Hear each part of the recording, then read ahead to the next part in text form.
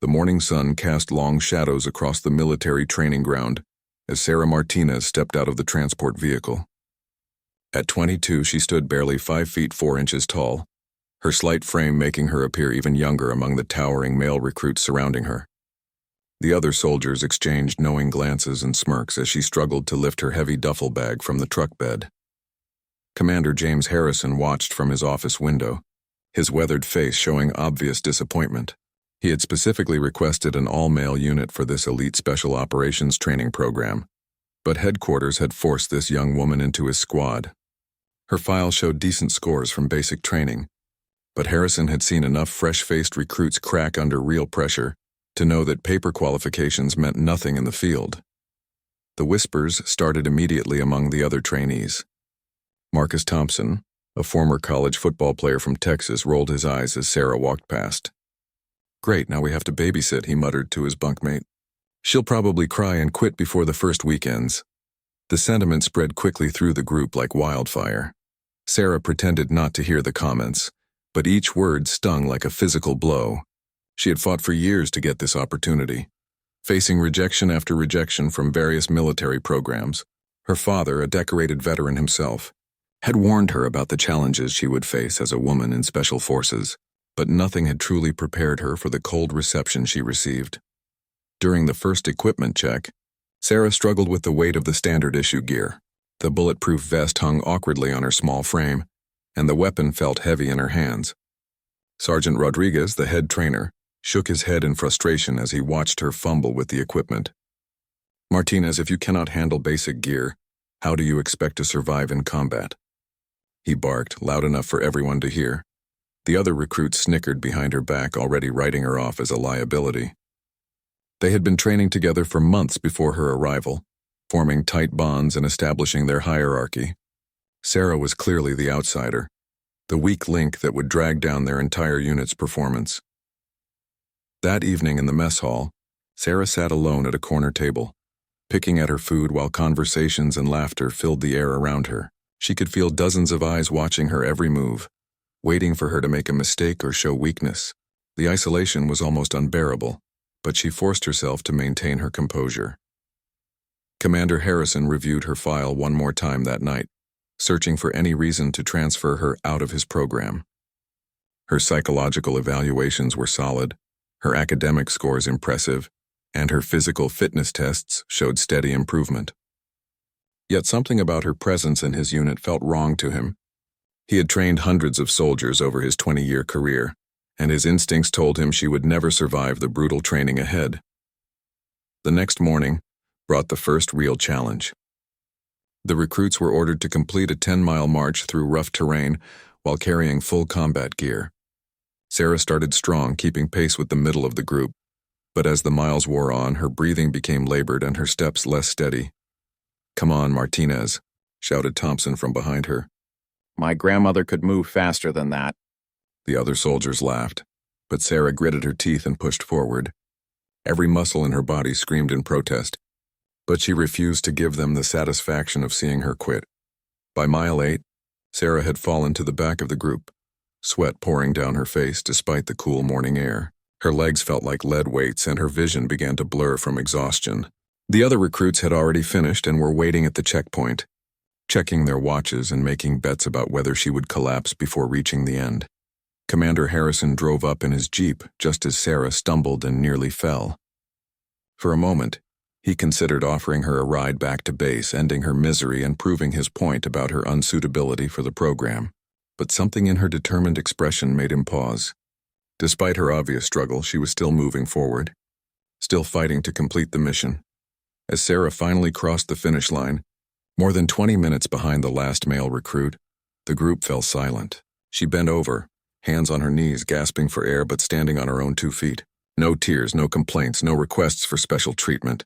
Commander Harrison found himself slightly impressed despite his reservations, though he quickly pushed the feeling aside. The second week of training brought hand-to-hand combat sessions, and the skepticism toward Sarah reached new heights. The other recruits watched with barely concealed amusement as she was paired with different sparring partners, each one significantly larger and stronger than her. During her first match against Rodriguez, a stocky soldier from Chicago, she was thrown to the mat within seconds. "This is ridiculous," whispered Jake Sullivan to his training partner. "She's going to get herself or someone else killed in a real situation." The sentiment echoed throughout the group as they watched Sarah pick herself up off the ground repeatedly, only to be knocked down again moments later. Commander Harrison observed from the sidelines, his clipboard filled with notes about each recruit's performance. Next to Sarah's name, he had written, "Lacks physical presence for close combat, and potential safety risk to unit." Yet something nagged at him about her technique. While she certainly lacked strength, her movements showed an unusual fluidity and precision that he had not expected. During weapons training, Sarah's performance continued to reinforce the group's negative opinions. Her first attempts at the shooting range were embarrassing, with bullets scattered across the target in random patterns. Sergeant Rodriguez shook his head in disgust as he examined her target sheet. "Martinez, I've seen recruits with blindfolds shoot better than this," he announced loudly, causing snickers from the other trainees. The knife skills training proved equally challenging for Sarah. While the other recruits displayed natural aggression and power in their attacks, Sarah's attempts looked tentative and weak. Thompson, who had been excelling in all combat areas, made exaggerated swooshing sounds whenever Sarah practiced her knife techniques, earning laughs from his buddies. But Commander Harrison began to notice something the others missed. During the technical briefings, Sarah asked more insightful questions than any other recruit. While the others focused on the obvious aspects of each lesson, she inquired about alternative strategies, potential complications, and backup plans. Her analytical mind seemed to process information differently, seeing patterns and possibilities that escaped her physically stronger teammates. The obstacle course became Sarah's daily nightmare. The rope climb, wall scaling, and tire runs exposed every weakness in her physical preparation. Day after day, she finished last, sometimes by significant margins. The other recruits stopped waiting for her to complete the course, instead gathering to discuss weekend plans while she struggled through the final obstacles alone. One particularly brutal Thursday, Sarah failed to complete the rope climb after multiple attempts. Her hands were raw and bleeding, her arms shaking from exhaustion. Commander Harrison walked over as she stared up at the rope with tears of frustration in her eyes, though she refused to let them fall. "Maybe it's time to consider a different career path, Martinez," he suggested, not unkindly. "There's no shame in recognizing when something isn't the right fit." Sarah looked at him for a long moment, her jaw set with determination that surprised him. "With respect, sir, I'm not quitting," she replied firmly. "I'll figure this out." That weekend, while the other recruits enjoyed their leave time, Sarah remained on base. She spent hours studying training manuals, watching instructional videos, and practicing techniques in the empty gymnasium. Her notebook filled with detailed analyses of each exercise, breaking down the physics and biomechanics of movements that came naturally to her larger teammates. Monday morning brought a surprise inspection of the recruits' quarters. While most had spent their weekend relaxing, Sarah's bunk area showed signs of intensive study. Her books were marked with dozens of bookmarks, her notes organized in meticulous detail. Commander Harrison paused at her footlocker, noticing the worn pages of tactical manuals and strategy guides. During that week's navigation exercise, something unexpected happened. The recruits were given maps and compasses, then dropped in unfamiliar terrain with orders to reach specific coordinates within a time limit. The exercise tested not just physical endurance but also problem-solving skills and spatial reasoning. While the stronger recruits charged ahead using brute force approaches, Sarah studied her map carefully before moving. She identified terrain features that others missed, calculated more efficient routes, and avoided unnecessary elevation changes. For the first time since arriving at the base, she was not the last to reach the checkpoint. Thompson and Rodriguez arrived at the rendezvous point expecting to find Sarah hours behind them, but she was already there, calmly checking her equipment and reviewing the next phase of the exercise. The confusion on their faces was evident as they struggled to understand how she had arrived before them. Commander Harrison checked and rechecked the timing logs, certain there had been a mistake. But the data was clear. Sarah had completed the navigation course in the fourth fastest time, beating several recruits who had consistently outperformed her in physical challenges. Her route, when plotted on the map, showed sophisticated tactical thinking that impressed even the experienced sergeant. The other recruits began to whisper among themselves, trying to rationalize what they had witnessed. Some suggested she had gotten lost and accidentally found a shortcut. Others claimed the timing equipment must have malfunctioned. None of them were willing to consider that the small woman they had dismissed might actually possess skills they lacked. The third week introduced survival training, and the recruits found themselves dropped in a remote wilderness area with minimal supplies. They had to work in teams to build shelters, find food, and signal for extraction after 72 hours. Sarah was reluctantly included in a group with Thompson, Rodriguez, and 2 other recruits who made their displeasure obvious. "Just try not to slow us down," Thompson grumbled as they surveyed their assigned sector. The terrain was harsh, with dense forest, steep ravines, and limited water sources. Most teams immediately began gathering materials for large, obvious shelters, following the standard procedures they had been taught in classroom sessions. Sarah quietly observed the environment while her teammates argued about the best location for their camp. She noticed wind patterns, studied the position of the sun, and identified potential hazards that others overlooked. When she suggested a different location for their shelter, Rodriguez cut her off dismissively. "We don't need navigation tips from someone who can barely carry her own pack," he snapped. The group built their shelter in the spot Thompson had chosen, a clearing that seemed spacious and convenient. Sarah helped as much as she could, though her teammates treated her more like unwanted baggage than a contributing member. They assigned her simple tasks like gathering kindling while they handled the important construction work. As night fell, the temperature dropped significantly, and their poorly positioned shelter provided little protection from the cold wind whistling through the clearing. The other recruits shivered in their sleeping bags, too proud to admit they might have chosen poorly. Sarah had quietly gathered extra insulation materials and positioned herself in the most sheltered corner, managing to stay relatively warm while her teammates suffered. The second day brought the challenge of finding food and water. While the other teams spread out randomly, hoping to stumble across resources, Sarah had been mentally mapping the area since their arrival.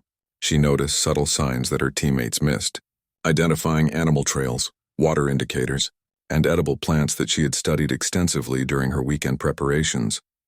When Thompson's water bottle ran empty by midday, Sarah quietly led the group to a small stream she had spotted earlier. "How did you know this was here?" Rodriguez asked suspiciously, as if her success must be somehow illegitimate. Sarah simply pointed out the vegetation patterns and topographical clues that had indicated water presence, explanations that went over the heads of her skeptical teammates. Her knowledge of edible plants proved equally valuable when their meager food supplies ran low. While other teams were struggling with hunger, Sarah identified several varieties of berries, nuts, and roots that supplemented their rations effectively. Her teammates grudgingly accepted the food she provided, though they refused to acknowledge her contributions publicly. On the final day, each team had to construct and execute a signal plan to attract their extraction helicopter. Most groups opted for large smoke fires or mirror signals, standard techniques that required significant physical effort but little creativity.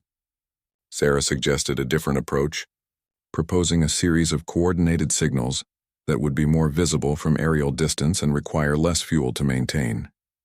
Her teammates initially dismissed her plan as overly complicated, insisting on the traditional methods they had been taught. But when their massive smoke fire failed to attract attention during the first helicopter pass, they reluctantly agreed to try Sarah's approach. Her systematic signaling pattern, based on her understanding of aerial reconnaissance, successfully guided the helicopter to their location. Commander Harrison was in the extraction helicopter, observing each team's performance from above. He had expected Sarah's team to be among the last rescued, given her perceived weaknesses. Instead, they were extracted in the middle of the pack, and the pilot specifically commented on the effectiveness of their signaling system. Harrison made notes about the unexpected competence displayed by Sarah's team, though he attributed their success primarily to the stronger members. Back at base, the survival exercise scores were posted publicly. Sarah's individual performance ratings showed dramatic improvement in several categories, particularly in resourcefulness, environmental awareness, and tactical planning. Her overall score placed her in the top half of the group for the first time since training began. The other recruits studied the scores with confusion and disbelief. How had the weakest member of their unit suddenly performed so well? Thompson and Rodriguez shared their experiences reluctantly, mentioning Sarah's contributions but downplaying their significance. They could not bring themselves to admit that she had essentially kept their team fed. Hydrated and warm throughout the exercise, Sergeant Martinez, a veteran instructor who had observed the survival training, approached Commander Harrison with an interesting observation. "Sir, I think we might be evaluating Martinez incorrectly," he said carefully. "Her physical scores are poor, but her tactical intelligence is exceptional. She's thinking like a strategist, not just a soldier." Harrison dismissed the comment initially, but found himself reviewing Sarah's performance data more carefully that evening. The pattern was undeniable.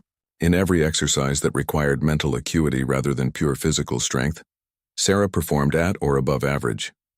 Her problem-solving scores were actually among the highest in the group, a fact that had been overshadowed by her struggles with the physical demands.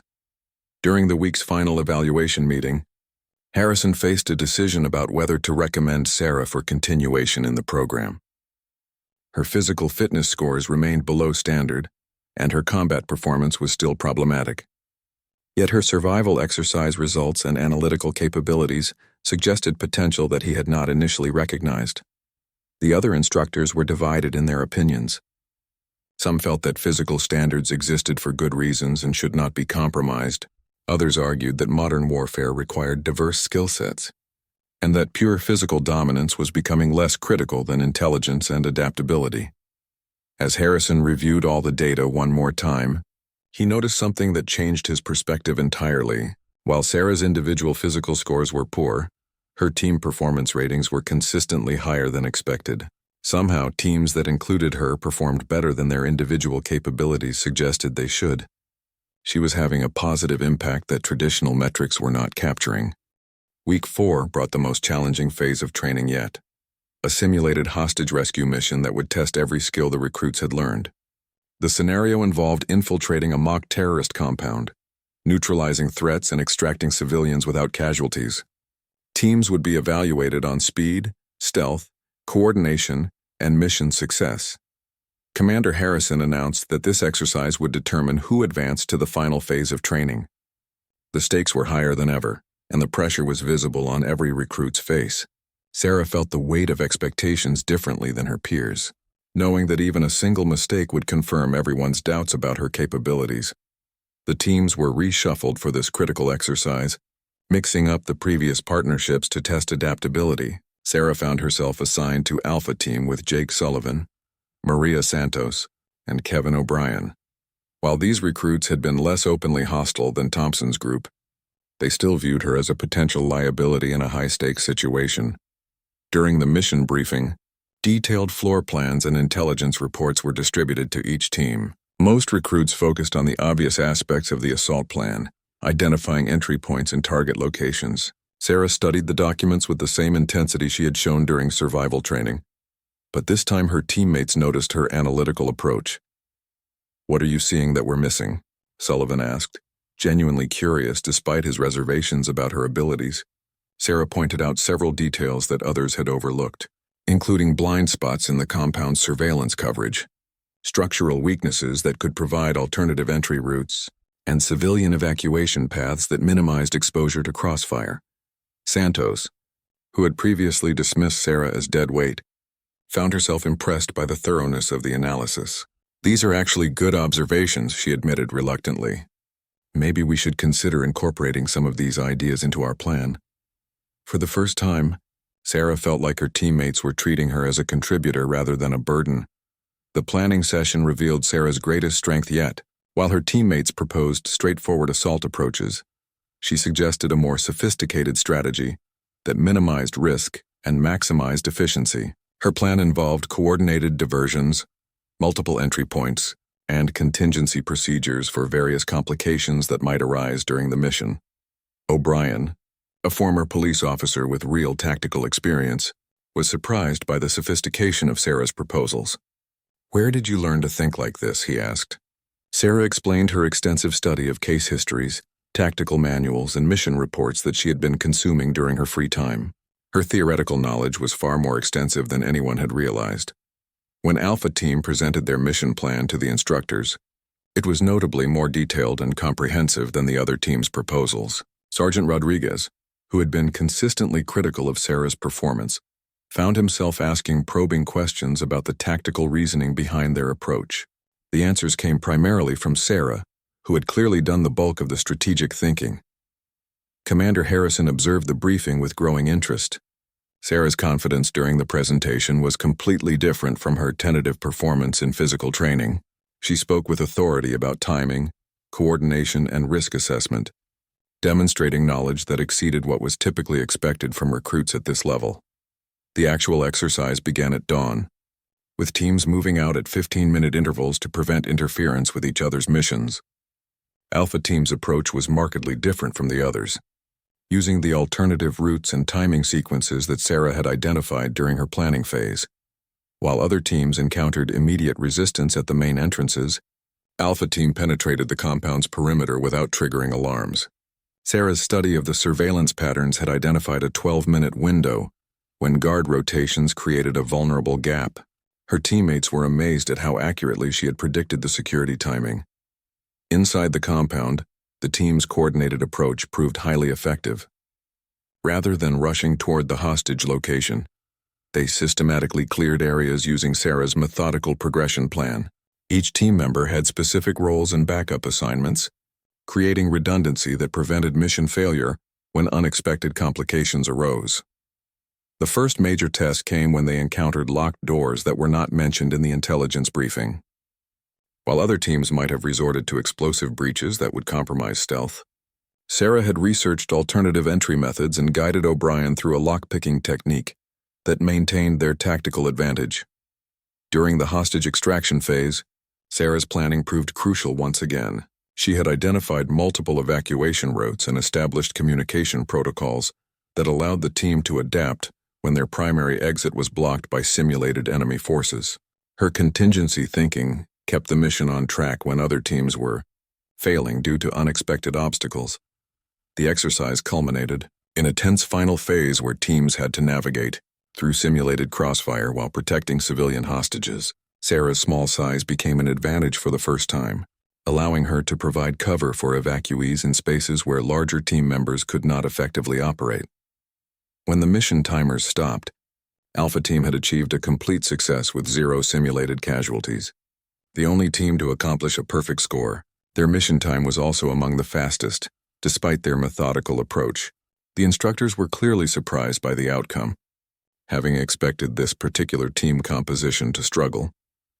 Commander Harrison reviewed the exercise footage that evening, watching Alpha Team's performance multiple times.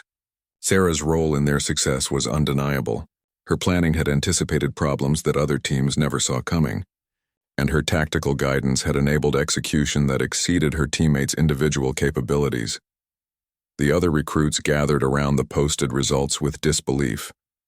Alpha Team's perfect score seemed impossible, given Sarah's previous performance record.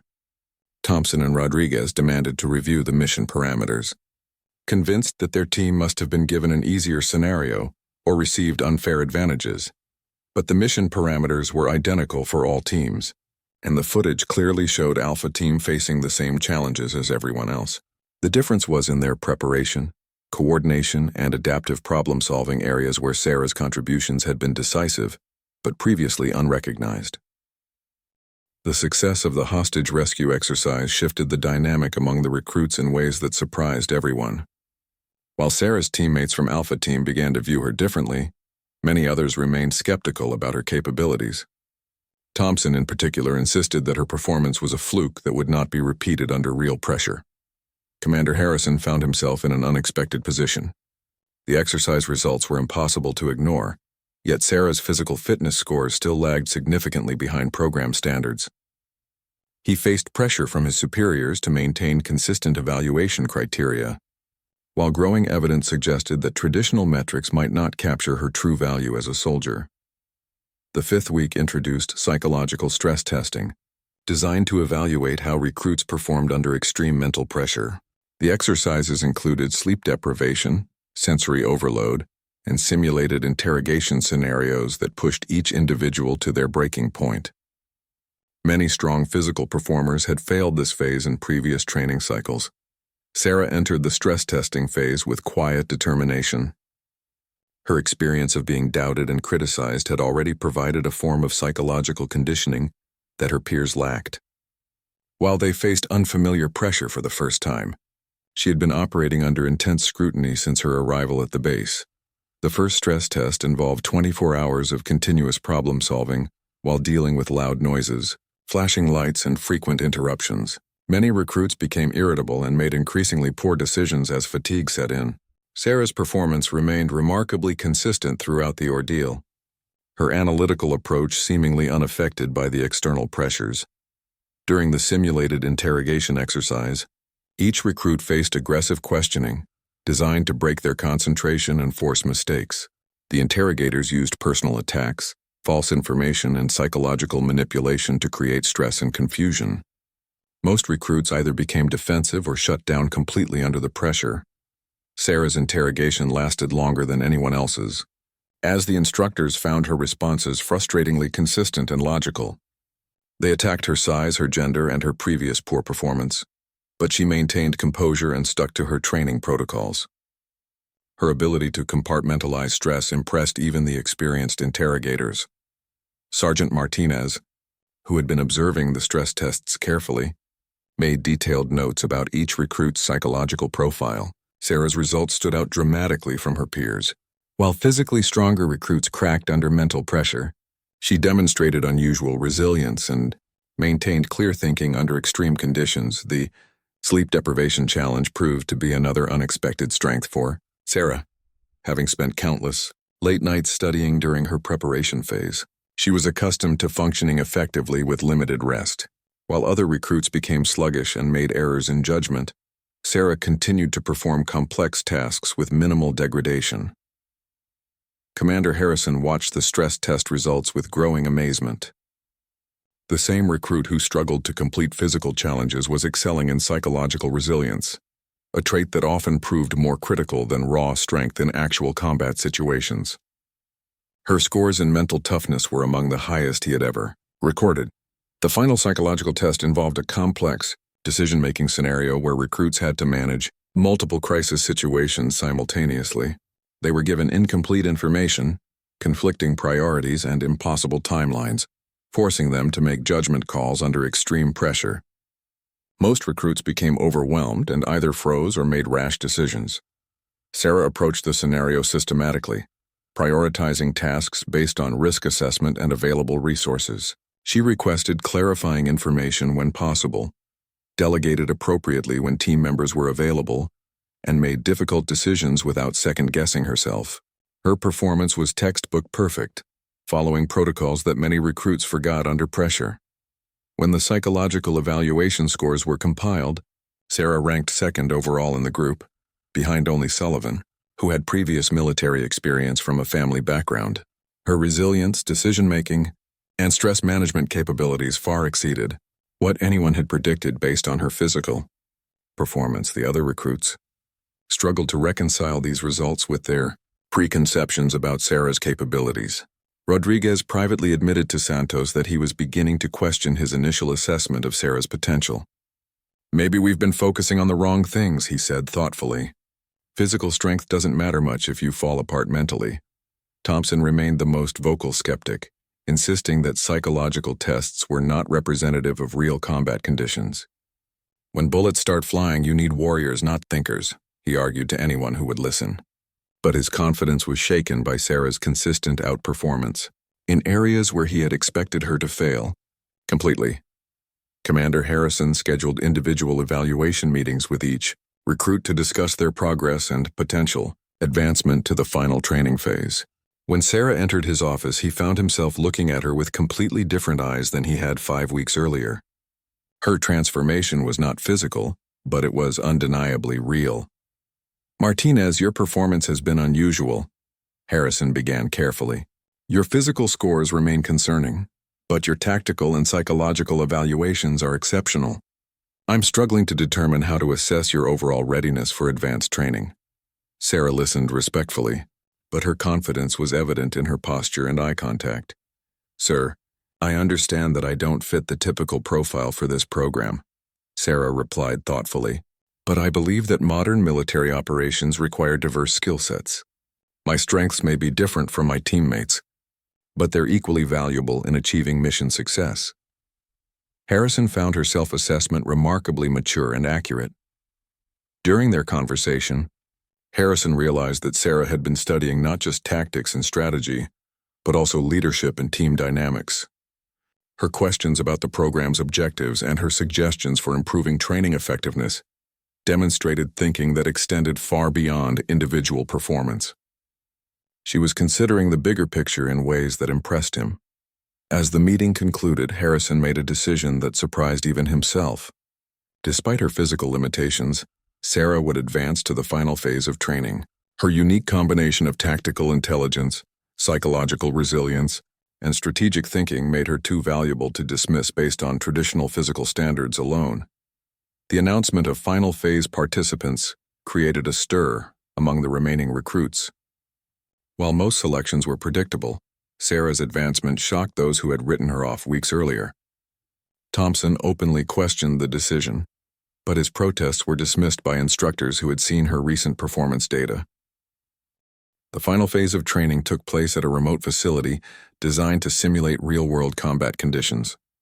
Only 12 recruits had advanced this far, and the atmosphere was tense with competition and anticipation. The exercises would be conducted with live ammunition, actual explosives, and scenarios based on recent military operations around the world. Sarah arrived at the new facility aware that she remained the most controversial selection among the final group. While her recent performances had earned grudging respect from some peers, others still viewed her advancement as a mistake that would soon be corrected by the harsh realities of combat simulation. Commander Harrison addressed the final group with unusual seriousness. This phase will test everything you have learned under conditions that closely mirror actual combat. There is real danger involved, and your decisions will have life or death consequences for your teammates. Anyone who cannot handle this responsibility should speak up now.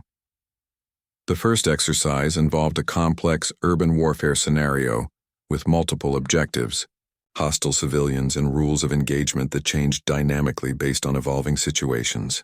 Teams had to adapt quickly to new intelligence, protect non-combatants, and complete their missions despite constant pressure and uncertainty. Sarah was assigned to Bravo team with Sullivan, O'Brien, and Martinez, a combination that brought together some of the program's strongest performers. Her teammates had seen her recent improvements and were cautiously optimistic about their chances, though they still harbored private concerns about her combat effectiveness. The urban scenario began before dawn, with teams inserted into a mock city populated with actors playing various roles. The complexity was overwhelming, with multiple storylines unfolding simultaneously and no clear distinction between threats and innocents. Many teams immediately became bogged down trying to process all the available information. Sarah's team took a different approach, with her providing continuous tactical analysis while her teammates focused on immediate threats and movement. She maintained mental maps of team positions, tracked civilian locations, and monitored communication channels to build a comprehensive picture of the evolving situation. When Bravo team encountered their first major decision point, a scenario involving potential civilian hostages in a building that might contain explosives, Sarah's planning proved crucial. While other teams either rushed in recklessly or retreated defensively, she proposed a methodical approach that gathered additional intelligence before committing to action. Her analysis revealed that the hostage situation was actually a trap designed to draw teams into a vulnerable position. By identifying inconsistencies in the actor's behavior and noting tactical details that others missed, she guided her team around the ambush and allowed them to complete their primary objective without casualties. Throughout the exercise, Sarah's role evolved into something unprecedented in the program's history. While she still could not match her teammates' physical capabilities, she became their tactical nerve center, processing information and providing strategic guidance that multiplied their individual effectiveness. Commander Harrison observed the exercise from a control room filled with monitors and communication equipment. He watched Sarah's team move through the scenario with a coordination and efficiency that exceeded his expectations. Her constant stream of tactical updates and analytical insights was keeping her teammates ahead of developing threats. The exercise reached its climax when multiple teams converged on the same objective area, creating a complex multi-party engagement with civilians present and unclear rules of engagement. Most teams became confused by the chaos and either engaged friendly forces or failed to protect non-combatants effectively. Bravo Team's performance during this critical phase was exceptional. Sarah had been tracking the movements of other teams throughout the exercise and anticipated the convergence before it occurred. Her advance warning allowed her teammates to position themselves advantageously and establish communication with other units before the situation deteriorated. When the final scores were calculated, Bravo Team had achieved the highest rating in the program's history. They had completed all primary objectives, protected civilian assets, maintained rules of engagement, and coordinated effectively with other units. Their success was so comprehensive that instructors initially suspected scoring errors. The video review sessions that followed each exercise provided clear evidence of Sarah's contributions to her team's success. Her tactical communications were recorded throughout the scenario, and the footage showed how her guidance had prevented mistakes and enabled tactical advantages that her teammates could not have achieved independently. Sullivan, who had been skeptical of Sarah's combat readiness just weeks earlier, found himself genuinely impressed by her performance. "I've never seen anyone process battlefield information like that," he admitted to O'Brien. "She was seeing things develop before they happened and keeping us ahead of every situation." The other teams. Commanders requested copies of Bravo Team's communication recordings to study their coordination techniques. Sarah's methods of information processing and tactical analysis were unlike anything in the standard training curriculum, representing innovations that could potentially improve performance across the entire program. Commander Harrison faced a dilemma that challenged everything he thought he knew about military effectiveness. Sarah's physical limitations remained unchanged, but her impact on team performance was undeniable. Traditional evaluation methods seemed inadequate for assessing her unique combination of capabilities. During the second major exercise, a simulated terrorist compound raid, Sarah's team was assigned the most difficult target, a heavily defended facility with multiple entry points and unknown hostage locations. The scenario was designed to test maximum stress performance under the most challenging conditions possible. Rather than feeling overwhelmed by the assignment, Sarah approached it as the ultimate test of her analytical and planning capabilities. She spent hours studying intelligence reports, building detailed tactical models, and developing contingency plans for every possible complication that might arise during the mission. Her preparation paid off dramatically when the raid began.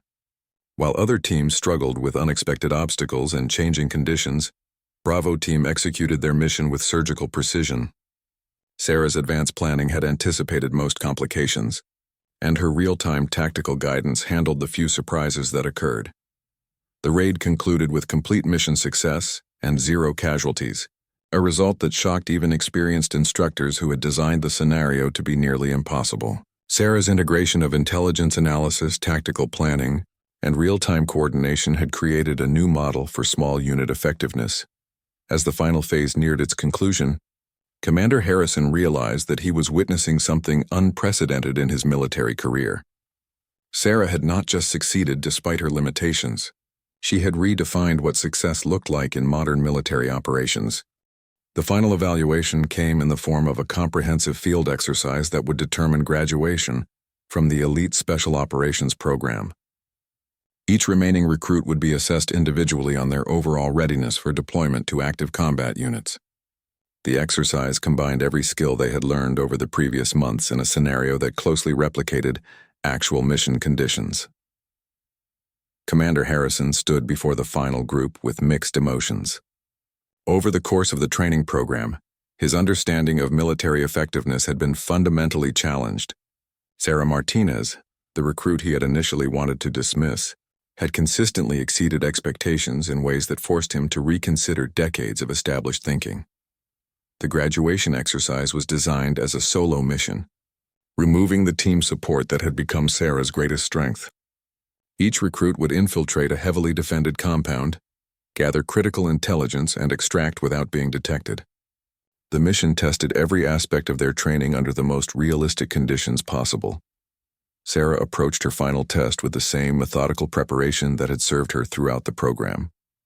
While other recruits focused on physical conditioning and weapon checks, she spent her preparation time studying satellite imagery, guard rotation patterns, and environmental factors that might affect her mission. Her analysis revealed several details that others had overlooked. The compound's security was designed around preventing vehicle-based attacks and large group infiltrations, but showed vulnerabilities to a single operative with patience and tactical intelligence. Sarah identified an approach route that avoided most sensor coverage and guard positions. When her mission began at midnight, Sarah moved through the terrain with careful precision rather than speed. Her small size, which had been such a disadvantage in physical training, became an asset as she navigated through spaces that would have been impossible for larger operatives to use. Her months of studying stealth techniques finally had practical application. The infiltration phase went perfectly according to her plan. While other recruits had triggered alarms or been forced to neutralize guards, Sarah reached her objective building without any security alerts. Her patient observation of guard patterns had revealed a timing window that allowed completely undetected access. Inside the compound, Sarah faced the intelligence-gathering phase of her mission. The target information was hidden in a secured office protected by electronic locks, pressure sensors, and surveillance cameras. Most recruits would have needed to disable security systems or find alternative approaches that carried significant risk. Sarah's solution was elegantly simple. During her preparation, she had noticed that the building's cleaning staff followed predictable schedules and had legitimate access to all areas. She had prepared a convincing maintenance worker disguise and forged credentials that allowed her to enter the secured area without triggering any alarms. Her intelligence gathering was thorough and efficient. Rather than simply photographing the target documents, Sarah analyzed their content to understand the broader intelligence picture. She identified related materials that other operatives might have missed and cross-referenced information to verify its accuracy and importance. The extraction phase presented the greatest challenge, as security forces had been alerted to unusual activity by other recruits' less successful infiltration attempts. The compound was now in a heightened state of alert, with additional patrols and modified procedures that complicated her planned escape route. Sarah adapted her extraction plan in real time, using intelligence she had gathered about the compound's layout and personnel to identify new opportunities. She noticed that the increased security focused on perimeter areas while leaving internal movement patterns relatively unchanged, creating new possibilities for concealment. Her escape was a masterpiece of tactical thinking. Rather than trying to flee the compound immediately, Sarah hid in plain sight among the maintenance areas until the initial security sweep passed. She then used service tunnels and utility corridors that she had identified during her intelligence phase to reach an extraction point that security forces were not monitoring. When Sarah emerged from the compound at dawn with complete intelligence files and zero detection, the monitoring team initially thought their tracking equipment had malfunctioned. No recruit in the program's history had achieved such a flawless performance on the final exercise.